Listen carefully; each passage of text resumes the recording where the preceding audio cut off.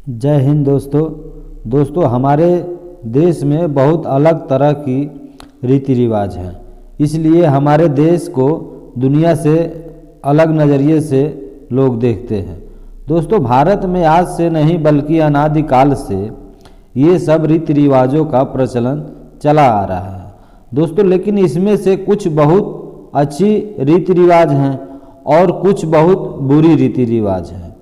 दोस्तों देखिए, हर सिक्के के दो पहलू होते हैं। अगर कुछ अच्छा है तो उसमें कुछ बुराइयां भी होती हैं, जिन बुराइयों के कारण बहुत से लोगों को जान भी गंवानी पड़ती है। दोस्तों हमारे देश में सबसे बड़ी बुरी रीति रिवाज दो हैं, जिसमें से एक सती प्रथा का नाम आता था और दूसरी दहेज प्रथा। दोस्तों यह दोनों हमारे समाज में एक बहुत बड़ा अभिशाप बनकर निकला है।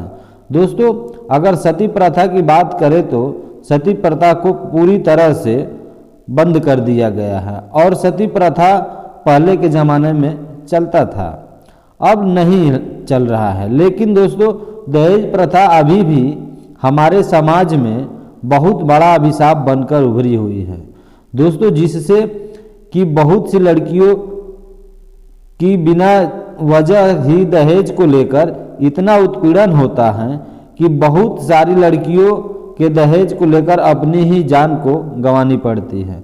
दोस्तों नमस्कार, प्रणाम, आप सभी देख रहे हैं स्टोरी वॉइस और मैं हूं चंदन।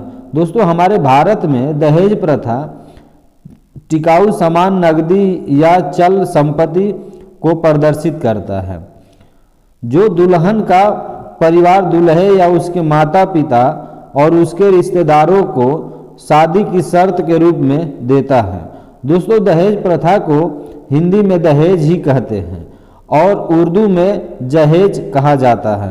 दोस्तों दहेज प्रथा दुल्हन के परिवार पर भारी वित्तीय बोझ डाल देती है। दोस्तों कुछ मामलों में तो दहेज प्रथा महिलाओं के खिलाफ बिल्कुल अपराध की ओर ले जाती है दोस्तों, जिसमें भावनात्मक व्यवहार और चोट से लेकर मृत्यु तक भी शामिल हो जाती है। दोस्तों भारत की संसद द्वारा पारित दहेज निषेध अधिनियम 1961 और भारतीय दंड संहिता के धारा 304 बी और 498 ए के तहत दहेज का भुगतान लंबे समय से प्रतिबंधित है, लेकिन पर्दे के पीछे दहेज प्रथा को धड़ल्ले से लोग चला रहे हैं।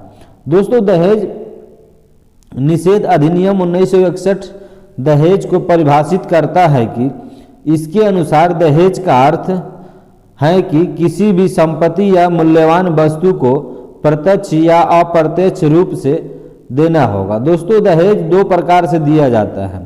पहला यानी विवाह में एक पक्ष द्वारा विवाह में दूसरे पक्ष को, और दूसरा विवाह के किसी भी पक्ष के माता पिता द्वारा या किसी अन्य व्यक्ति द्वारा विवाह के किसी भी पक्ष को या किसी अन्य व्यक्ति के माध्यम से दिया जाता है। दोस्तों एक अदालती फैसला दहेज निषेध अधिनियम 1961 के अनुच्छेद 3 में दहेज की कानूनी परिभाषा के रूप में स्पष्ट करता है कि इसके अनुसार दुल्हन की शादी के लिए दिए गए उपहारों पर दहेज लेन देन करने पर कानून लागू नहीं होता है। दोस्तों यह अदालती फैसला है दहेज की कानूनी परिभाषा की सीमाएं तय करता है।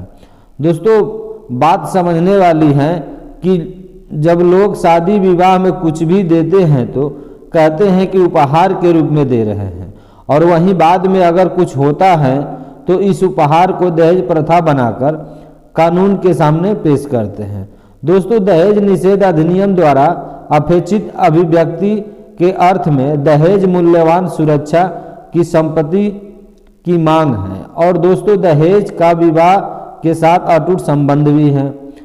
दोस्तों क्योंकि यह होने वाली दुल्हन से शादी करने के समझौतों के लिए माता पिता या अभिभावक अर्थात यह दुल्हन के माता पिता या रिश्तेदार की ओर से दुल्हे या उसके लिए एक प्रतिफल है। दोस्तों दहेज निषेध अधिनियम जो है वही कहता है कि 1961 का अनुच्छेद 3 निर्दिष्ट करता है कि दहेज देने या लेने का दंडनीय है, लेकिन अगर आप उपहार के रूप में पाए हैं तो उन उपहारों पर लागू नहीं होता है जो दूल्हा या दुल्हन को शादी के समय दिए जाते हैं, जब कोई मांग नहीं की जाती है तब।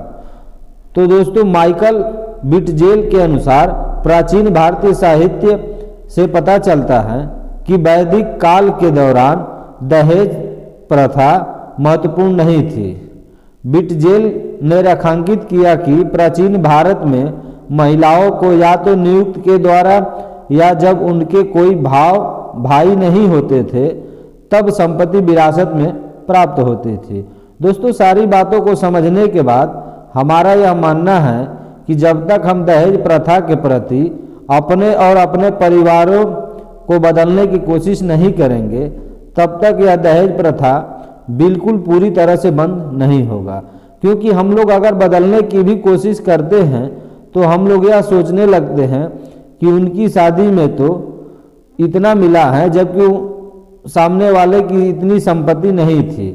तो दोस्तों, हमारी तो उनसे ज़्यादा संपत्ति है, तो फिर हम क्यों नहीं उनसे ज़्यादा दहेज क्यों नहीं मिलना चाहिए। अरे भाई, आप उस लड़की के घर वाले से बिजनेस थोड़े कर रहे हैं, आप तो उस घर की लड़की को अपने परिवार की श्रृंगार के लिए रूप में लाते हैं, जो आपकी हर दुख सुख के मोड़ पर खड़े रहने के लिए अपने ही परिवार को छोड़कर आपके साथ रहती है। तो फिर उसके साथ दहेज की डिमांड करना कहाँ तक सही है।